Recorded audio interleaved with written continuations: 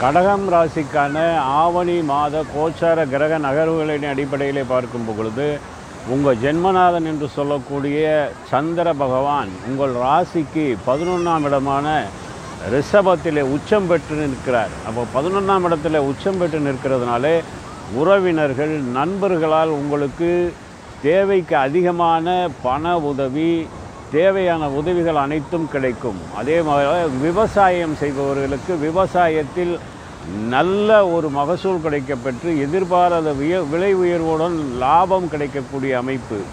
அதாவது தொழில் மேன்மை, தொழில் முன்னேற்றம், வியாபார விருத்தி மற்றும் வெளிநாட்டு பிரயாணங்கள் அடிக்கடி சென்று வரக்கூடியது. வெளிநாட்டு தொழில் செய்பவர்களுக்கு யோக பலனை தரக்கூடியது. மூத்த சகோதர சகோதரிகளுக்கு நல்ல யோக பலன் கிடைப்பது. அதே நேரத்தில் இந்த சந்திரன் உச்சத்திலிருந்து 11ஆம் இடமான லாபஸ்தானத்தில் இருப்பது